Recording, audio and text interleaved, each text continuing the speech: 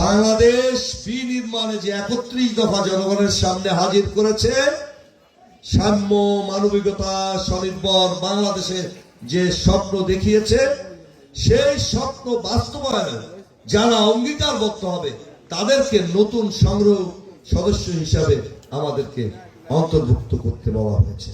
পাশাপাশি ইতিপূর্বে যারা 10 টাকা দিয়ে এই দলের প্রাথমিক সদস্য হয়েছে তাদের সদস্যটি নবায়ন করার কথা বলা হয়েছে, তাদেরকে নবায়ন করতে হবে। এই নবায়ন এবং সদস্য উভয়কে দলের ফান্ডে 20 টাকা চাঁদা দিয়ে তার রসিদটি গ্রহণ করতে হবে। এই রসিদটি আপনাদেরকে দেখাচ্ছি, এটাই আপনি একটি পার্ট পাবেন, অন্যটি আমাদের কাছে থাকবে, একটি কেন্দ্রের কাছে থাকবে। এই সদস্য হয়ে আপনি দলের নীতি আদর্শের সাথে সম্পৃক্ত থেকে আপনি আপনার কাজ করবেন।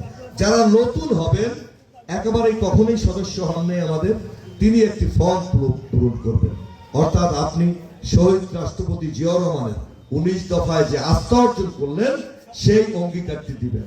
পাশাপাশি অন্য কোন রাজনৈতিক দলে আপনি যদি সদস্য থেকে থাকেন, আজকে আমাদের ৩১ দফা আপনার যদি পছন্দ হয়ে থাকে, আপনাদের উন্নয়নের এই কর্মসূচি যদি পছন্দ হয়ে থাকে, আমরা ৩১ দফার মধ্যে কি বলেছি?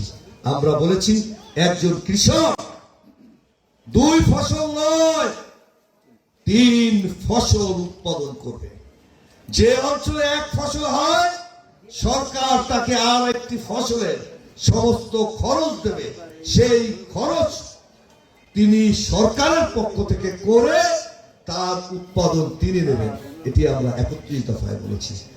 তিনি সেই সৌদি বাদশার কাছে গিয়ে বললেন, আমি গরিব রাষ্ট্রপ্রধান, আপনার মাটিতে নিম গাছ হয়, 1 লক্ষ নিম গাছ দিয়ে এসেছি, আমাকে 1 লক্ষ ওয়ার্ক পারমিট দিবেন।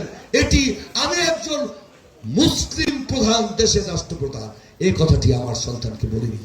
আমি বলিনি আমার সন্তানকে যে বাংলাদেশ থেকে চাল রপ্তানি করেছেন জিয়াউর রহমান স্বনির্ভর বাংলাদেশের স্বপ্ন দেখে। আমি আমার সন্তানকে বলি নাই আজকে যে উপবৃত্তি তা বেগম খালেদা জিয়া তার মাথা থেকে এসেছে, তিনি আমাদেরকে দিয়েছেন। আমি আমার সন্তানকে বলি নাই শিক্ষার সকল উন্নয়ন খালেদা জিয়া করেছে। বাংলাদেশ সবচেয়ে জনপ্রিয় দল হিসাবে আমাদের যে প্রত্যাশা ছিল আজকে সদস্য সংগ্রহ ফরম নবায়নে, আমরা যে প্রত্যাশা করেছিলাম সেই প্রত্যাশার চেয়েও দ্বিগুণ আমরা সাড়া পাচ্ছি। এজন্য আলহামদুলিল্লাহ। বাস্তবায়নের লক্ষ্যে দল নিয়মিতভাবে প্রাণেরভাবে কাজ করে যাচ্ছে এবং আগামীতে আরো সুন্দরভাবে কাজ করে যাবে এবং এই আশাবাদ করি। বিএনপিকে বেগবান করার জন্য আমাদের সকল কার্যক্রম চলমান।